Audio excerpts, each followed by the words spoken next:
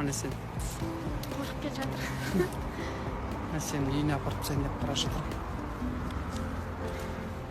Қайырлы түн болайын деп тұрмын. Ұйықтай аламын. Түн баршаңызға. Жақсы жатыр.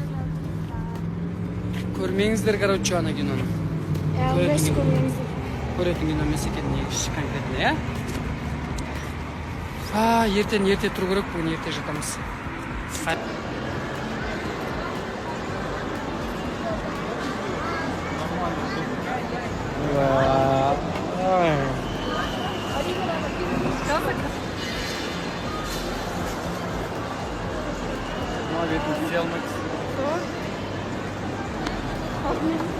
Конфетпен жүрген сияқтымыз.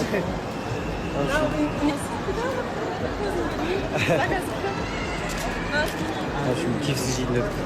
Ал қайырлы кеш, мәс енді жаңа біттік үй жинап, сонымен Түнгі романтика 3. екеуміз бір жерге соғып, жаңағы кім жерге сысырын достардың үйіне соғып, қайтып үйге бара жатырмыз. Жай олатып, магазинге бара жатырмыз. Бүгін үйдің бәрін полный жинадық, жасардық. Ой, бүгін бұрыш-бұрыштың бәрін тазалап.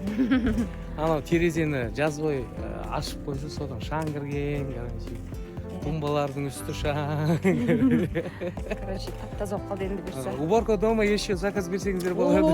Наоборот, маған керек, еще құланда сондай қыздар болса айтыңыздар деп. WhatsApp-на жазыңыз. Алматыда құланнан сондай қыздар керек. Сол, в общем, үйге бара жатырмыз. Берсе, қазір заттарымыздың бәрін жинаймыз, ертеңге дайын. Қайырлы күн, қалайсыздар?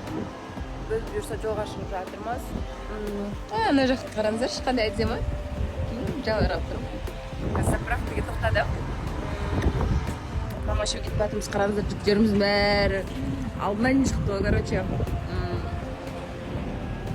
Бұйырса аман есен жетіп алайық енді. Қарма ашып шыдаймай, печенье алып отырмын. Печенье жеп отырдым, жемедім.